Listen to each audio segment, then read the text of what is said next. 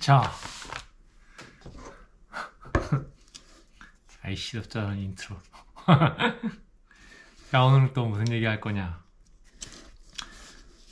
이제 연말 연시도 됐고 해서 다양한 일들이 있었다고 생각합니다. 저도 뭐 올해 여러 가지 굉장한 일들이 많이 있었습니다. 다들 올 한 해 수고하셨습니다. 지금까지는 제가 말씀드렸던 내용들이 보면 대부분 뭐 이런 사회적 얘기라든지 좀 약간 어떻게 보면 저와는 떨어져 있는 이 일본과 한국에 관한 얘기였다면, 오늘은 좀 저희 개인적인 얘기를 좀 해볼까 합니다. 오늘 제가 할 얘기는 일본의 중산층의 삶은 어떤 것일까 에 대해서 한번 야, 이게 내 입으로 내가 중산층이라 얘기하는 게 맞나 싶기도 한데 잘 모르겠는데, 뭐 그냥 대충 제가 생각하는 중산층이라고 하면은 바닥도 아닌, 그리고 뭐 탑도 아닌 그 중간쯤 원인가를 중산층이라고 생각하기에, 제가 생각하는 제 인생은 일본에서 중산층 정도는 된다고 생각합니다. 그래서 중산층에 살고 있는 저에 대한 얘기를 좀 간단하게 하고, 보여드릴 것도 뭐 보여드리고자 합니다. 일단 저는 일본에 2019년도 3월에 와서 이제 살기 시작했고, 여러 가지 이유로 인해서 일본에 정착을 하게 되었습니다. 그리고 지금 현재 뭐 아시는 분은 아시겠지만 일본에서 반도체 기업에서 재직 중이며, 일반적인 그 일본의 직장인들보다는 조금 더 여유로운 급여를 받고 회사 생활을 하고 있습니다. 그로 인해서 좀 감사하게도 좋은 이 환경을 누리고 있다고 생각합니다. 지금 저는 현재 거주하는 곳은 도쿄에 거주하고 있고요. 그 도쿄도 23구랑 그 23구를 제외한 좀 약간 넓은 그 도쿄도라는 개념의 이런 지역인데, 저는 23구 쪽은 아니고 도쿄에서 조금 약간 도심으로부터는 조금 떨어져 있는 지역에 이제 거주하고 있습니다. 제가 다니고 있는 직장이 도쿄는 아니고 도쿄에서 조금 떨어져 있는 지역이고, 그리고 와이프가 이제 도쿄 이제 도심에 이제 직장을 가지고 있어서 뭐 그래서 이렇게 사는 곳이 이쪽이 되었습니다. 딱히 처음부터 와이프와의 이런 인연을 만들기 전부터 저는 이쪽에 살고 있었기 때문에 그냥 거기에 집을 샀고, 다행스럽게도 저희 와이프도 직장을 출퇴근하기에는 무리가 없는 거리에 살고 있습니다. 뭐 중산층이라, 일단 제가 사는 집은 이제 전철역이랑 걸어서 2분 거리, 굉장히 가깝습니다. 출퇴근을 주로 전철로 이렇게 하고 있고, 그래서 역과 가까운 집은 나름 가격이 조금 비싸지만 그만큼 뭐 비싼 만큼 값어치를 하죠. 근처에 이제 슈퍼마켓이라든지 이런 뭐 시청이라든지 다양한 이 편의시설이랑 그 인프라가 잘 갖춰져 있는 곳에서 살고 있습니다. 그리고 전에 영상에서 한번 소개해드렸던 적이 있는데, 제가 살고 있는 집은 남향이고 그 동쪽으로도 이제 가리는 건물 없이 다 이제 개방되어 있어서 굉장히 해가 잘 들어오는 집이라 겨울에도 그렇게 춥지가 않습니다. 그 지금 살고 있는 집은 일본 기준에 이제 3LDK라고 하죠. 3LDK라는 이런 방 3개, 리빙룸, 키친이 있는 그런 집에 살고 있습니다. 정확하게 기억은 안 나는데 제가 알기로는 지금 제가 살고 있는 집이 실면적은 아마 70평방제곱미터 조금 넘을 겁니다. 그리고 그 외에 베란다 쪽이 좀, 저희는 이제 집이 이제 동쪽과 남쪽이 다 이제 트여 있는 구조라서 그쪽으로 베란다가 다 감싸고 있습니다. 조금 이따가 제가 한번 집의 구조를 한번 카메라로 찍어서 보여드릴게요. 그리고 저는 취미로 이제 바이크를 타고 있습니다. 할리 데이비슨 바이크를 가지고 있고요. 바이크와 차가 한 대씩인데 그거는 대출을 하지 않았습니다. 집 이외의 것은 웬만하면은 대출을 해서 뭔가를 산다는 게 좋다고 생각을 안 하기 때문에 다 제가 가지고 있는 현금으로 살 수 있는 것들을 샀습니다. 바이크는 앞에 말씀드렸다시피 할리 데이비슨에서 나온 브레이크아웃이라는 모델로, 이상하게 우리나라가 일본보다 바이크가 좀 많이 비싸더라고요. 우리나라에서는 아마 지금 한 4천만 원 이상으로 이제 판매되는 걸로 알고 있는데, 저는 살 때 당시 한 300만 원 조금 넘게 주고 샀습니다. 그리고 차는 조금 오래되긴 했는데 벤츠 E클래스를 가지고 있습니다. 2000몇 년도 모델이었더라? 5년 전 2018년도? 18년도 모델의 벤츠 E클래스를 가지고 있으며, 새 차는 아니고 중고차로 샀습니다. 허세를 부린다고 외제차를 산 거 아니냐라고 하는데, 뭐 그렇게 말씀하신다면 어쩔 수 없지만 나름 제가 갖고 싶었던 차고 가격도 그렇게 나쁘지 않게 샀던 것 같습니다. 오히려 뭐 일본이 중고차 가격이 나름 괜찮더라고요. 특히 외제차 같은 경우에는. 그래서 이제 벤츠 E클래스를 한 대 보유하고 있고, 하루에 한 끼 이상은 꼭 고기 반찬을 고기 반찬을 먹습니다. 이 정도면 뭐 중산층이라고 할 만하겠죠. 자, 그러면은 저희 집을 한번 뭐 간단하게 보여드릴까 합니다. 제가 살고 있는 집은 어떤가 굳이 보여드리자면은, 자, 그렇게 자랑을 많이 했던 바로 이 베란다가 트여 있는, 여기가 지금 남쪽이거든요. 남쪽과 그리고 동쪽입니다. 근데 집은 나름 잘 골랐어요. 리빙 라이트를 켭니다. 아, 지금 들리는 소리는 난 스마트홈 이런 것들을 좀 관심이 있어가지고 이것저것 이제 많이 설치를 해서, 집은 뭐 거의 한 7, 80% 이상은 자동으로 이제 그냥 간단하게 불 켜지고 꺼지고 커튼 닫고 열리고 하는 수준으로 할 수 있게 세팅을 해놨습니다. 그리고 뭐 텔레비전은 이건 제가 혼자 살 때 산 거라서 좀 좋은 건 아닌데, 하이센스라고 중국 브랜드 텔레비인데 55인치 바꿀 예정입니다. 이 소파랑 거리가 좀 너무 멀어서 게임을 할 때 자막이 잘 안 보일 때가 있거든요. 이걸 바꿔서 벽에 걸 예정입니다. 아니, 참고로 3LDK라고 하는 것 중에 한 방이 바로 이쪽입니다. 이 방인데, 이거를 닫으면 이게 하나의 방, 이걸 다 끝까지 다 닫을 수가 있어요. 그럼 방으로 이제 쓸 수 있다는 개념인데, 사실 뭐 저는 이제 와이프랑 둘이 살고 있으니까 여기까지 뭐 방을 만들 필요 없어서 그냥 일단 거실로 통합해서 쓰고 있습니다. 그리고 이쪽이 동쪽으로 베란다인데, 집 근처에 저희 집을 뭐라 해야 될까? 해를 가리고 있는 그런 높은 건물이 없어서 항상 해가 잘 듭니다.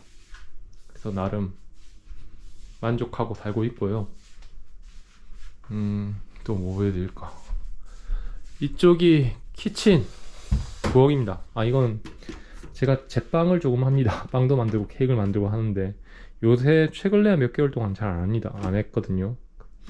만들어서 먹다 보니까 전부 다 거의 대부분 제가 다 먹는 거라서, 제가 다 먹다 보니까 탈이 너무 쪄가지고 이렇게 빵을 잘 안 만들고 있고요.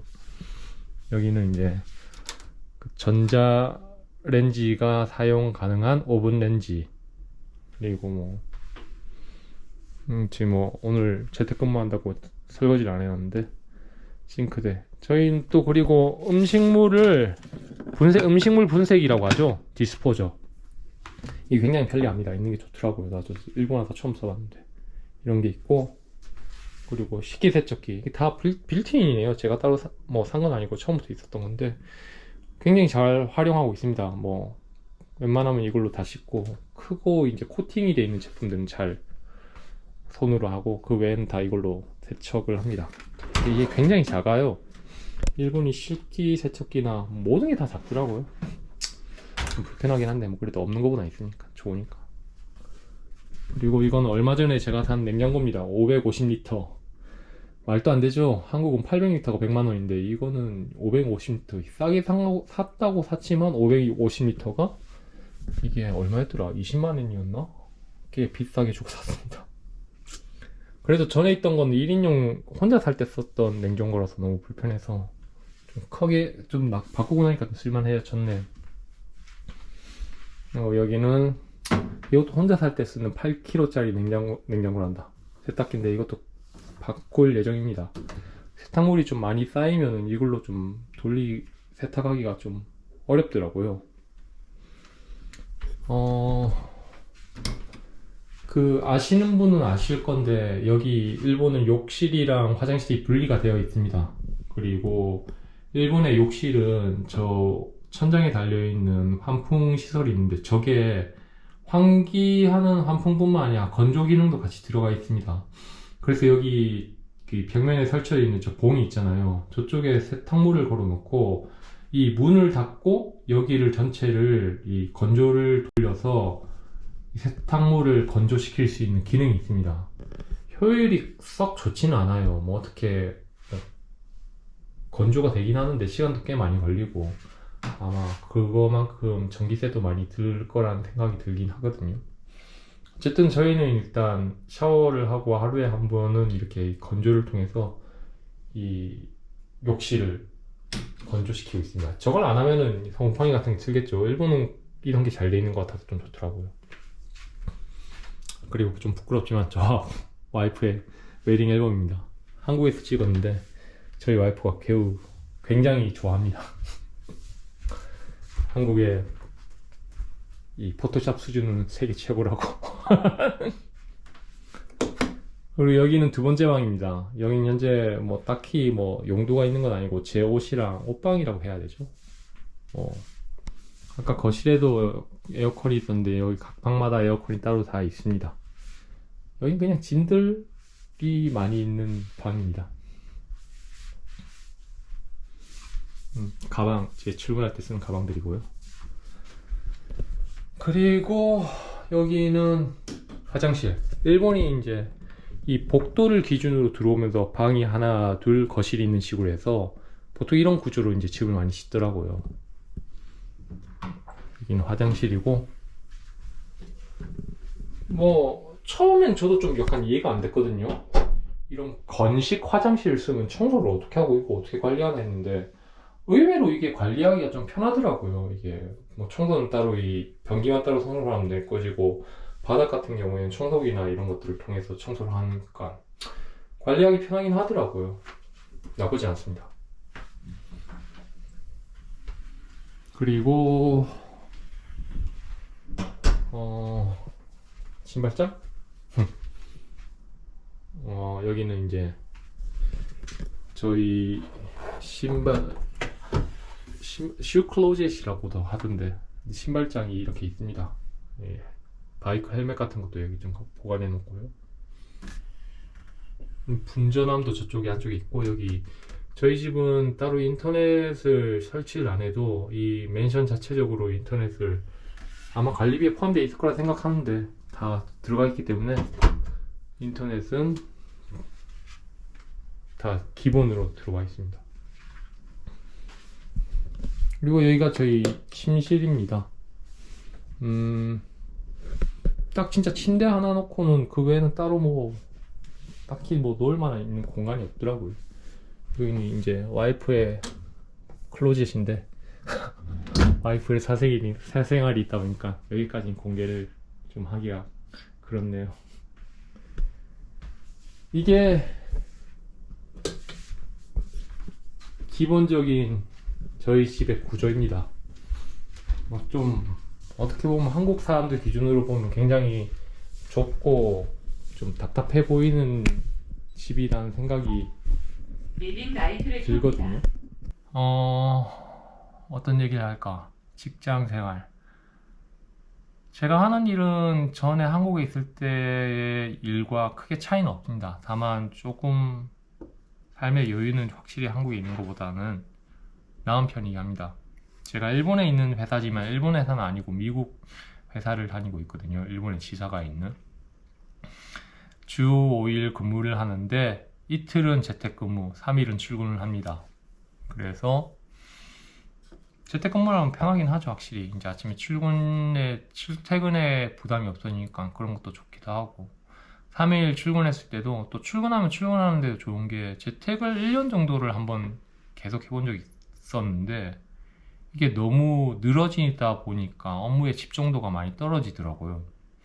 그래서 조금은 출근을 해주는 게 이런 텐션을 어느 정도 올리는 데는 필요하다 보니까 제가 보기에는 출근을 아예 안 하는 것보다는 그래도 며칠은 출근하는 게 좋은 것 같긴 하더라고요. 앞에 말씀드렸다시피 나름 일본에서는 부족함 없이 살고 있는 이런 가정이지만, 그렇다고 뭐 이런 뭐 굉장한 부자도 아니고 뭐 이렇게 뭐니까 호화롭게 사는 그런 여유 있게 사는 케이스는 아닙니다, 사실. 뭐 예를 들면은 옷을 사거나 이런 것들도 뭐 그렇다고 뭐 백화점 명품 이런 걸 사는 거의 그럴 일은 없고요. 지금 입고 있는 것도 아마 유니클로에서 산 옷이라고 생각되는데, 뭐 보통 옷 같은 경우에는 유니클로에서 대충 삽니다. 뭐 진짜 제가 관심 있고 마음에 들어하는 옷이 있을 때는 진짜 고민 많이 하다가 진짜 비싼 거 한 번 살 정도? 그렇다고 그걸 뭐 매년 이렇게 몇 벌씩 사는 것도 아니고 그런 케이스고요. 그 외에는 일본은 기본적으로 뭔가 좀 공과금이라든지 제가 아무것도 안 해도 나가는 기본적인 요금이 꽤 비싼 편인 것 같긴 해요. 예를 들면은 저희 집의 관리비가 제가 기억으로는 매달 기본적으로 나가는 관리비가 주차비 포함해서 한 6만 엔 이상이 나가고 있거든요. 그 요금 안에는 어떤 공과금도 포함이 되어 있지 않은 금액입니다. 제가 지금 은행에 이체되어 있는 기록을 보고 한번 확인해 보고 있는데, 관리비가 나가는 금액이 보자. 그렇죠. 거의 6만 원 정도 합니다. 6만 원에는 뭐 주차 요금도 있고 바이크 주차 요금도 있고 다 들어가 있고요.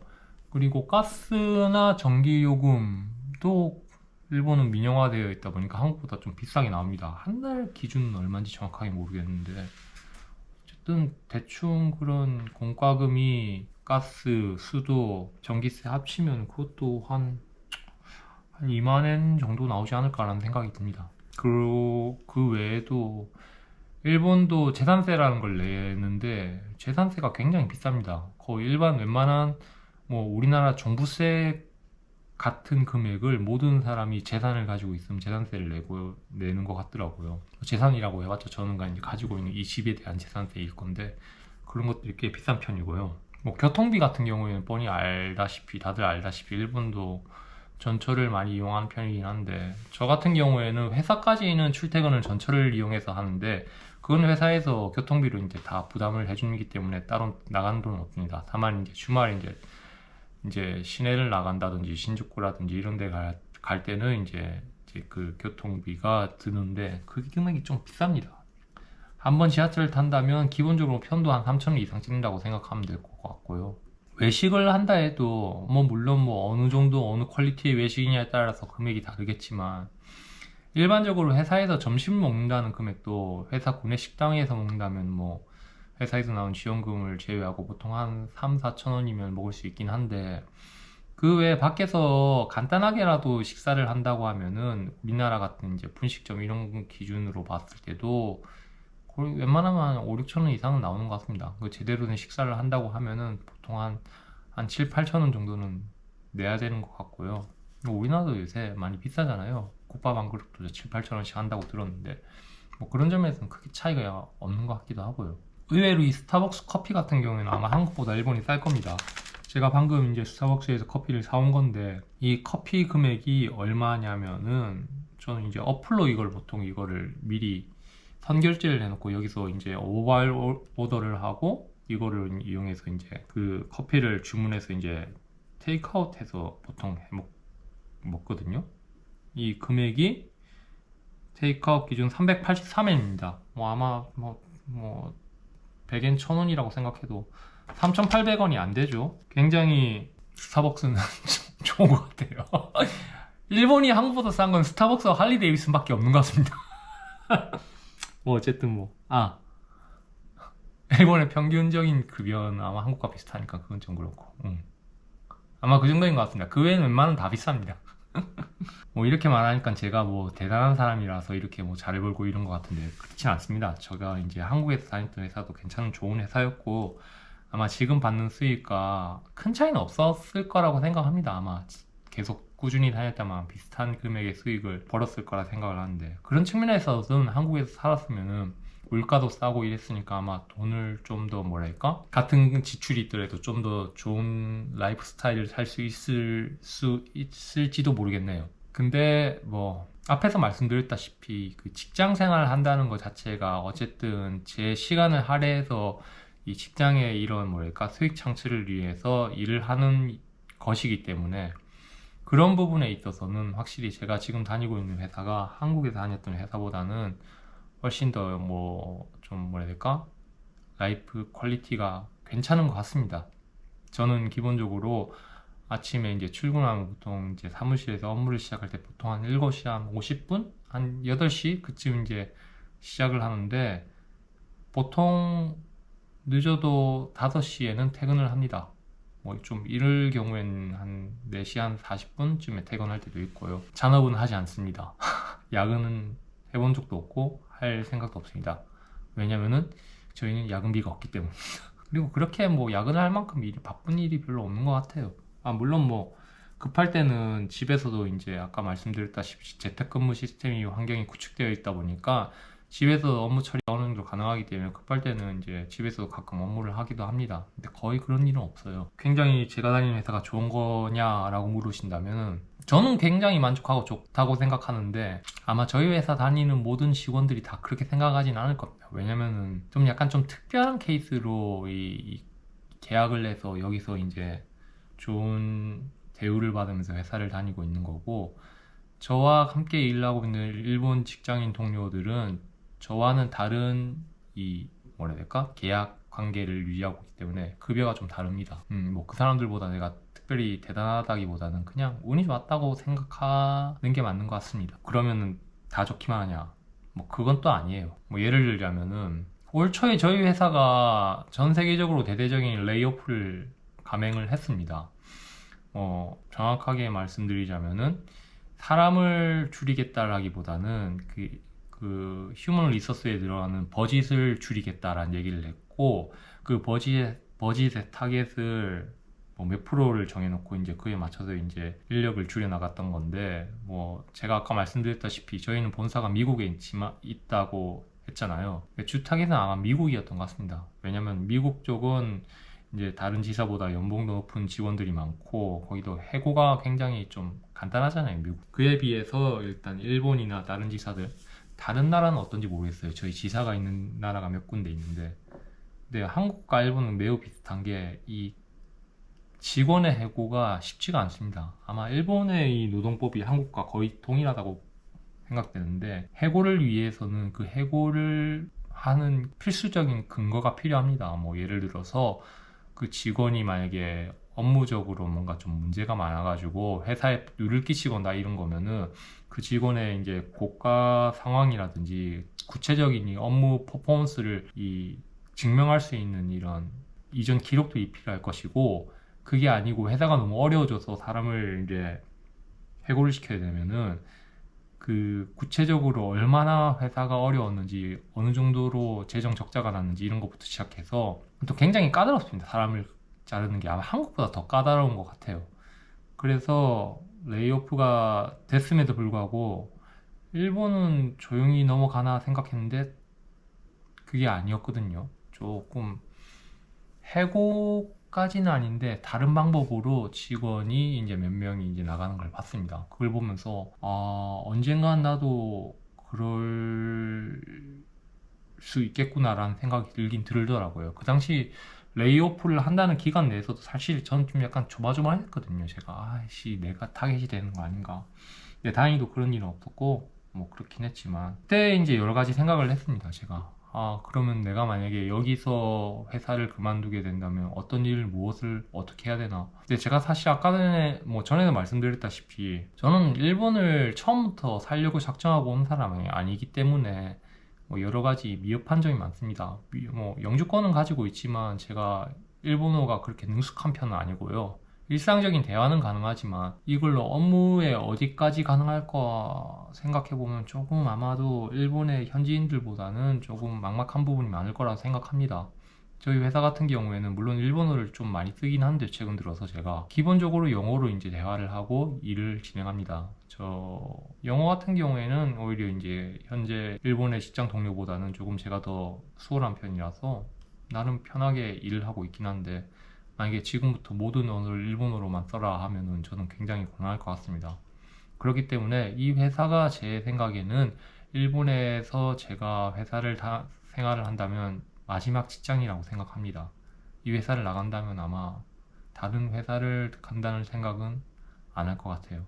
뭐 그렇다고 논다는 얘기는 아니겠지만 뭔가를 찾아야 되겠죠. 생계를 위해서. 이렇듯 이 외국 생활을 한다는 게 어떻게 보면은 다양한 리스크가 있습니다. 뭐 일본뿐만 아니라 미국 가면 미국에서는 훨씬 더 좀 다양한 뭐 방법으로 이제 해고가 되는 그런 케이스도 있고, 그러면 그 다음 상황을 준비를 해야 되는데, 걔네들한테 일상일 수 있는 것들이 우리한테는 조금 뭐랄까 낯선 일일 수 있기 때문에 아마 외국 생활을 한다는 것들은 그런 리스크를 감단하고 살아야 하는 것이라고 생각이 드네요. 연말연시 건강하게 잘 보내시고, 요새 독감이 유행한다고 하니 감기들 조심하시고 따뜻한 연말연시가 되길 바라겠습니다. 오늘 영상 시청해주셔서 감사합니다.